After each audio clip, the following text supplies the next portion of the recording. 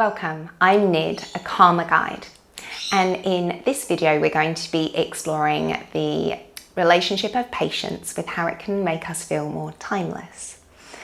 Patience is one of those skills that we really have to just practice to cultivate. One of the most wonderful ways in which we can cultivate this practice of patience is in our communication with other people.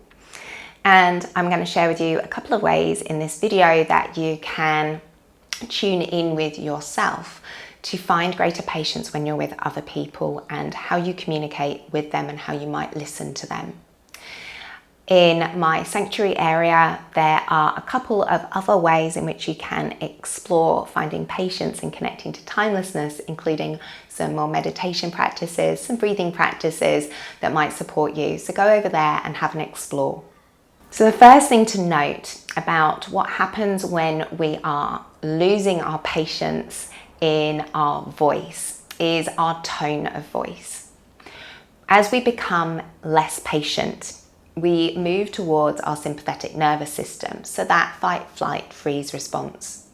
So for all of us, it will be slightly different how it is that your tone changes. You might be someone who kind of shuts down and stops speaking so much when you're starting to feel impatient, and it becomes like an internalized, right? And you struggle to even speak. But then often what happens if you're someone that does that is you do then blurt out. When you do blurt out, it's like a feeling of it all comes forwards, right? And then it's fast.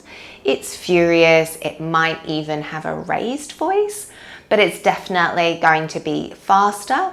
It's going to be a little bit more clipped, a little bit more firm, okay? And you can feel it if I go into this kind of a voice where it's losing my patience. It's pushing. The tone of voice has a clippedness to it, and often the body posture goes with it, right? The body posture starts to push forwards. The shoulders raise and we go into that, like, I'm either gonna fight or I'm gonna attack or I'm gonna, like hold still and grab, or I'm trying to run away. And that is that sympathetic nervous system trying to kick in. So when we notice that elevation in energy, that lifting of the voice, that constriction in the throat, we know we are losing our patience. And so we don't want to speak to other people like that because it's not kind and it's not open and it's not receptive. We really want to allow ourselves to slow down and pace our rhythm so that we can consciously think about what it is that we're saying and how it might impact the person who is listening. So ways in which you can start to slow yourself down is to literally take a breath. Take a breath between every 5 words. Take a breath even halfway through a sentence. And as you do that, it slows you down so that you stop rising into that impatience. And when we slow down, we can temper our tone, right? We can become more centered in our physical posture and open our shoulders. And with that, we can begin to be open to the other person coming back with their response, okay? So this is the first thing, is to try and consciously pause between the things that you're saying. If you need to take a moment and say, excuse me, I need a moment just to take 2 breaths before I speak, you can do that too.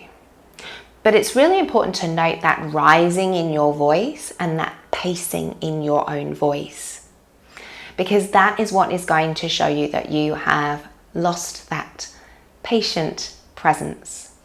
Because ultimately we're trying to bring ourselves into being present so we can connect with the other person. Because when we are not present, we cannot connect with this other person in front of us. When we can't connect with someone, miscommunication arises. In that miscommunication is where distrust and mistakes happen. And it's not necessarily through anyone's fault, it's just because we have allowed our nervous system to get dysregulated and we've lost that connection where we can talk in a calm and measured way. So giving you a personal example, As a lawyer, I worked in very fast-paced environments, and so I spoke very quickly. I was trained to speak very succinctly, very professionally, impersonally, not how I do right now. But it would also have potentially a very clipped tone of voice, because when you're cross-examining someone, you only want them to say yes or no. You don't want them to tell their story. You want to shut them down. And this is the other thing that we start to do when we are in an impatient communication. We shut people down. So we don't give them an avenue of response. We make them feel small. We make them feel separate from us. And when we use the kind of language that shuts somebody down, and it doesn't even have to be a word, it doesn't even have to be the sentence that is said, the tone of voice can do it too, right? So we want to ensure that we don't do that, that we are always inviting a response. And we naturally know when we're shutting people down, because we're pushing them away. It's like we're saying, I'm pushing you away, you're not allowed to talk back, okay? And if that happens, we need to be able to recover a situation. We need to be able to apologize and say, I'm sorry, I did not mean to shut you down. I should not have used that tone of voice. That was not appropriate, and I'm very sorry for that. So it's really important that we learn when we shut people down, and that we see it and we allow people to tell us if that's something that we have done. And that when they tell us, we don't get defensive. We have to recognize that maybe we have tried to block them. And you'll know that feeling, because you'll be like, I don't want to talk to you, get out of my face. If you feel like that, you are shutting people down and you are not communicating clearly. So be mindful when you start to get into that feeling of get out of my face. You know you're going to be shutting people down if that's a feeling that's coming up for you. And so we've got our tone of voice, we've got our pacing of voice, we've also got that clipped way of speaking, and we've got tone or way of giving someone no way out, giving them a no or a yes and no other option, or maybe even not saying anything at all. When I was in a very unhealthy marriage, my partner often would do that with me, and I would feel so shut down, I wouldn't even say anything, which is really rare for me. So I would just literally find myself because I didn't want to fight back. If you see someone sitting next to you and they're like, you just shut them down, right?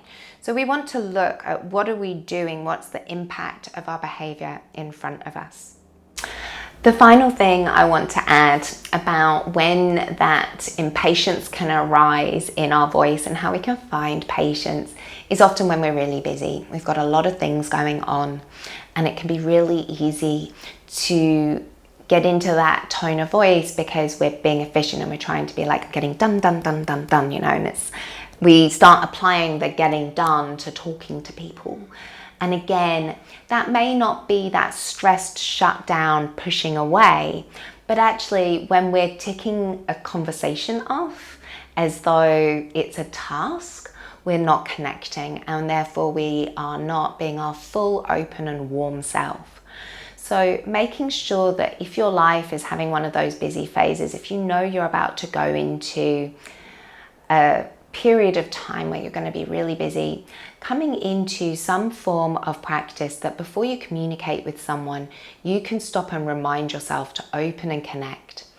Now, some people don't find putting their hand to their heart very helpful, but it can work for others. Some way in which you can connect to your heart, preferably physically, but if not, you can also just let your hands rest to your belly as another way to start to just bring you a little bit more into the body when you're busy doing things. And then before you go to communicate with somebody about whatever the great efficiency is that you are organizing, just taking a few moments to just take some nice slow breaths, maybe coming into a 4 inhale and a 4 exhale,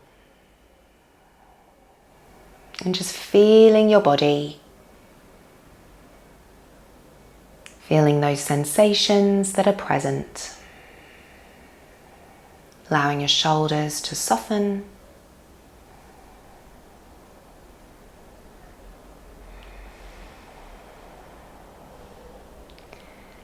And then go into that conversation, aware of your open, soft shoulders, your grounded and centered body, ready to listen and give time to really listen rather than think about what your answer is going to be. Hear and take the time to reflect back what the other person has said to you with your understanding.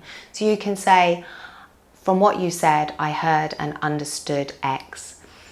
Please, can you confirm if my understanding is correct or where I may have misunderstood something? And that means that you really are going to be efficient because your communication is going to be clear. And with clear communication, we have less mistakes, and then less mistakes takes less mopping up, and we're being more efficient as well as effective, and we're being more connected with one another. And you never know, when you're being efficient, sometimes someone can communicate something to you that can save you a lot of time and make your life so much easier.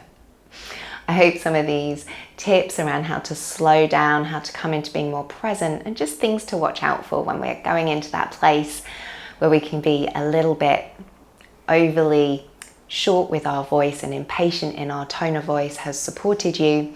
There's more tools and resources over in the sanctuary, and we'd love to see you there. Take care.